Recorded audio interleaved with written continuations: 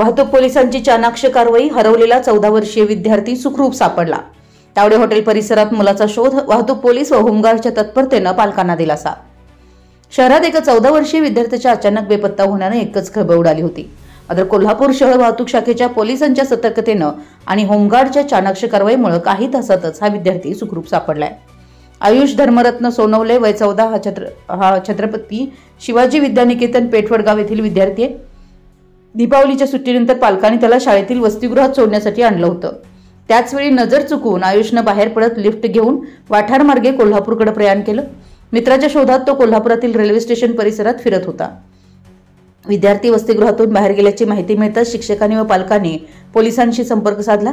त्याचवेळी तावडे हॉटेल येथे कर्तव्यावर असणारे वाहतूक शाखेचे पोलीस हवालदार नंदकिशोर नवनाथ कुंभार आणि होमगार्ड कांबळे यांच्याकडे त्या मुलाचा फोटो व मोबाईल क्रमांक प्राप्त झाला। त्यांनी तात्काळ शोध मोहीम सुरू केली। या दोघांच्या प्रयत्नांना यश येत संध्याकाळच्या सुमारास तावडे हॉटेल परिसरात आयुष दिसून आला। त्यावेळी पोलीस कर्मचाऱ्यांनी त्याला विश्वासात घेतलं, त्याला खाऊ व नाश्ता दिला आणि नंतर संबंधित पालकांशी संपर्क साधून मुलगा सुखरूप त्यांच्या ताब्यात दिला। या संपूर्ण कार्यवाहीचे मार्गदर्शन शहर वाहतूक शाखेचे पोलीस निरीक्षक नंदकुमार मोरे यांनी केलं।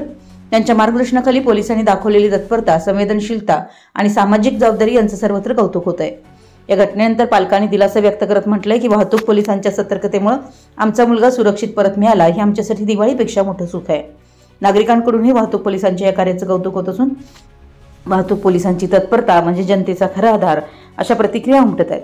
कोल्हापूर वाहतूक शाखेच्या या समाजाभिमुख कृतीनं पोलीस दलाच्या प्रतिमेत अधिक विश्वास आणि आदर निर्माण झाला आहे।